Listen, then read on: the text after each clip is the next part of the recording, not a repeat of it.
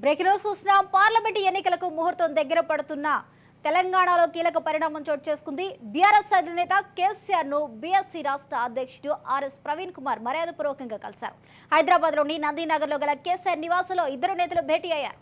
ఈ భేటీలో BSP party ప్రతినిధుల బృందం కూడా అవుతాయి. ఈ సమావేశంలో బీఆర్ఎస్ నేతలు హరీష్ రావు, బల్కా సుమన్ కూడా పాల్గొన్నారు.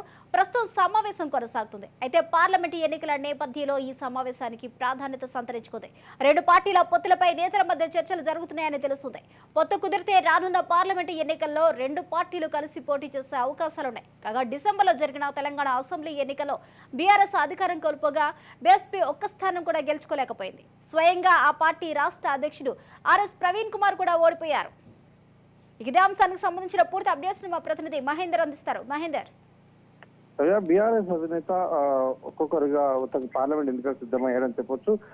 ఇటు బీఆర్ఎస్ తో పాటు అన్ని పార్టీలు కూడా పార్లమెంట్ ఎన్నికలు వస్తున్న అతి దగ్గరలో ఉన్న నేపథ్యంలో మొత్తం అభ్యర్థుల విషయంలో, అభ్యర్థుల ఎన్నికల విషయంలో, అభ్యర్థులు ప్రకటించే విషయంలో పూర్తిగా బిజీగా అయిపోయిన పరిస్థితి కనిపించింది. ఇక కొన్ని చోట్ల మిగతా పార్టీలకు మినహాయిస్తే ఇటు టీఆర్ఎస్ పార్టీ నుంచి మాత్రం కొన్ని చోట్ల మేము పోటీ చేయము అనేటట్టుగా కూడా బీఆర్ఎస్ నుంచి నేతలు ఒక్కడైతే టికెట్ అవకాశం, టికెట్ దక్కాలని ఏవైతే దాదాపు ప్రయత్నాలు చేసేవారో ఇప్పుడు టికెట్ ఇస్తామన్నా కూడా పోటీ చేయడానికి ఇష్టపడడం లేదంటే ఆ రకంగా బీఆర్ఎస్ పరిస్థితి అయిపోయినట్టుగా తెలుస్తుంది. ఇక బీఆర్ఎస్ అధినేత కల్వకుంట్ల చంద్రశేఖర్ రావును బీఎస్పీ రాష్ట్ర అధ్యక్షుడు ఆర్ఎస్ ప్రవీణ్ కుమార్ కలవడం కూడా ఆసక్తికర చర్చకు దారితీస్తుంది. పార్లమెంట్ ఎన్నికల నేపథ్యంలో వీళ్ళ భేటీ జరగడం అనేది కూడా ప్రాధాన్యత సంతరించుకుంది.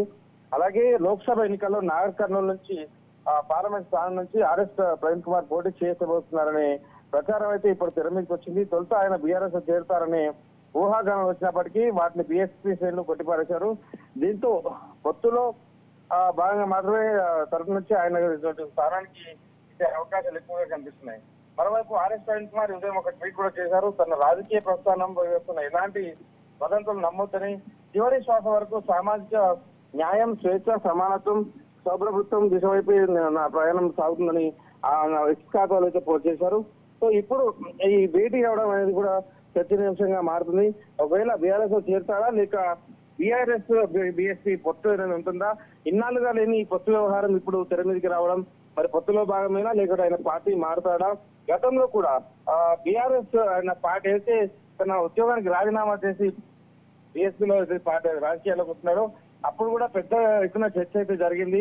ఇటు బీఆర్ఎస్ వదిలిన బాణం ఆర్ఎస్ ప్రవీణ్ కుమార్ అంటూ దాదాపు, ఎందుకంటే ఆయన అధికారంలో ఉండగా ఆర్ఎస్ ప్రవీణ్ కుమార్ కు అత్యంత పదవులు అయితే ఇచ్చాడు. ఇటు గురుకుల అలాంటి వ్యక్తి ఒక్కసారిగా పార్టీ నుంచి ప్రభుత్వం నుంచి రాజీనామా చేయడం, సో ఇప్పుడు విమర్శలు చేయడం కొద్దిగా సైలెంట్ గా ఉన్న నేపథ్య రోజుల్లో ఇదంతా కూడా కేవలం డ్రామా మాత్రమే. ఇటు బీఆర్ఎస్ అధినేత కేసీఆర్ వదిలిన బాణం ఆర్ఎస్ ప్రవీణ్ కుమార్ అంటూగా గతంలో పెద్ద ఎత్తున సోషల్ మీడియాలో ప్రచారం అయితే కొనసాగింది.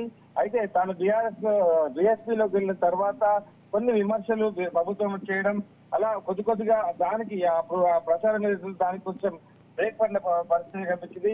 తాజాగా ఆయన బీఆర్ఎస్ అధినేత కేసీఆర్ హాస్పిటల్లో ఉండగా కూడా ఆయన వెళ్ళి పరామర్శించారు. ఇప్పుడు పార్లమెంట్ ఎన్నికలు వస్తున్న నేపథ్యంలో నేడు ఆయన నివాసం నందీనగర్ లో ప్రవీణ్ కుమార్ భేటీ ఇవ్వడం చర్చనీయాంశంగా మారింది. ఒకవేళ పార్టీలో చేరతారా లేక మద్దతు అంటూ ఇటు పొత్తు అంటూ లేకపోతే ఆ స్థానం నుంచి ఆయన ఆశిస్తున్నారా అనే దానిపై అయితే సందిగ్ధం నెలకొన్న పరిస్థితి. కేవలం ఎన్నికల నేపథ్యంలో, పార్లమెంట్ ఎన్నికల నేపథ్యంలో ఈ భేటీ జరిగిన కూడా తెలుస్తున్న పరిస్థితి. Thank you Mahender.